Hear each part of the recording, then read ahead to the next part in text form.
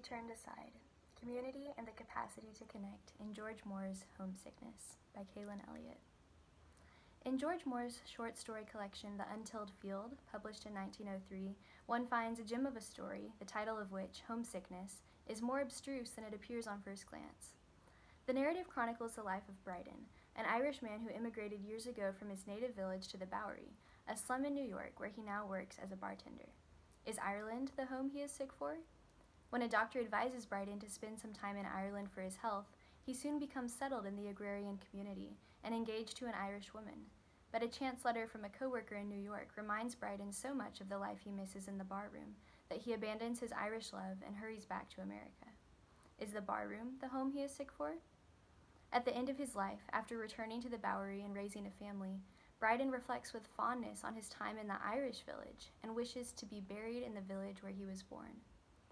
Moore seems to be suggesting that Ireland, which he frames as Bryden's first and last longing, is the correct home to be sick for after all.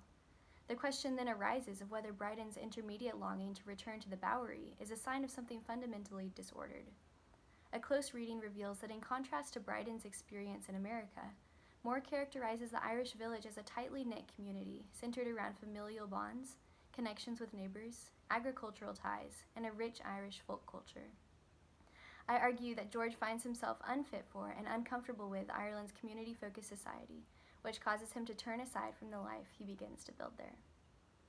In Bryden's home village in Ireland, Moore portrays the importance of familial structures and relationships as the first level of community that underpins life there.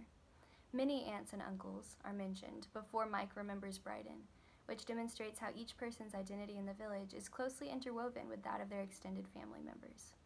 When the chickens at the Scully's house remind Bryden of old times, Mike quips, "And why wouldn't they? He being one of ourselves, bred and born in Duncannon, and his father before him," pointing again to the traditional continuity of the family line within one specific place. When Bryden and Margaret become engaged, he automatically gains meaningful connections with her family as well. His father-in-law teaches Bryden how to buy and sell cattle, and both he and an uncle on the other side of the lake would be giving the couple 20 pounds to help them begin their life together. When Bryden reaches the end of his life in New York, he realizes that he wants to be buried in the village where he was born. And in this desire, the reader hears echoes of the meaningful family heritage that Bryden has in the Irish village, which he lacks in the Bowery. The significance of Irish community stretches beyond familial connections, however, to include meaningful bonds between neighbors, which are essentially all other members of the village. This closely knit neighborly community reflects in some ways the structure of early Ireland, in which a citizen's loyalty was bound to those in the small kingdom in which he lived.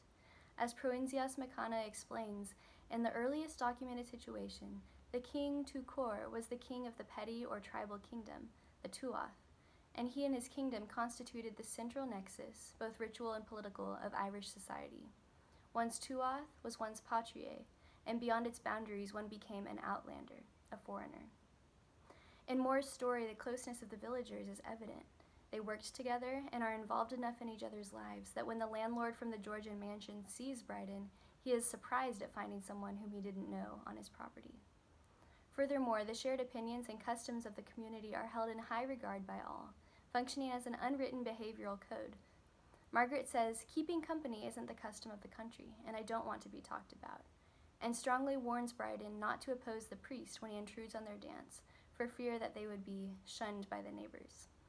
It is evident that the Irish village cultivates strong bonds between those who live in it. In this village, even the land itself functions to help maintain the close community. The land is comprised of fields divided only by loose stones. Essentially, the close layout, devoid of modern industrial transport, fosters further connections between the villagers. This is exemplified in the fact that whenever a peasant driving a cart or an ass or an old woman with a bundle of sticks on her back went by, Bryden kept them in chat. Furthermore, as all the land is connected, both its cultivation and distribution is a social affair. Bryden could see the land where he would live with Margaret from where he stood by the edge of the lake, with 20 acres of pasture land about it, for the landlord had given up part of his land to them. Bryden and Margaret's land was a gift, and their land was part of another's. This exemplifies how the nature of generous agrarian living strengthens a community's bonds, both through physical closeness and emotional affection. Even the lake at the village has social connotations, for it is known as the location where villagers collectively cut their turf, and it is famous for pike fishing, both of which are activities that are common to the villagers, and thus are community-building activities. Irish philosopher John O'Donoghue describes a landscape as a stillness, a presence. The ultimate faithfulness in life, he says, is the faithfulness of a landscape. Because the Irish land in Bryden's village remained undefiled by modern industry and machination, it was able to serve as this faithful bond between those who lived in it. The close community of the rural Irish village is likely a function both of its being an agricultural community and of its participation in the rich Irish folk culture. Bryden remembers how in his youth the villagers went every morning to the big house to work in the stables, in the garden, in the fields, mowing, reaping, digging. And when he returns to Ireland, the talk among the peasants is that the potatoes failed and they could make nothing of their farms. He meets Margaret when she is driving home the cows. The shared agrarian way of life that these references imply directly opposes what Wendell Berry calls the boomer mentality brought about by the Industrial Revolution. Rather than maintaining a mindset of mobility and of chasing success and wealth, an agrarian community is one in which the stickers share a common love for their land and build a way of life they love in harmony with the resources around them through the ups and downs of farming. As Berry says, the fate of the land and the people are intertwined. Mother Nature, Berry argues, knits all creatures together and dispels notions of individuality or autonomy. Addressing the poverty and difficulty the agrarian life can, and in many cases does, present for the Irish, O'Donoghue notes, when people have very little, it is natural for them to be close. I am not romanticizing poverty, it is a horrible thing full of drudgery, yet there was some kind of nature or closeness. It seems to be impossible for a culture to develop economically and yet maintain the same closeness. The farming culture kept families in one spot for a long time, and another aspect of this is the shared memories and stories that are handed down and preserve a cultural unity.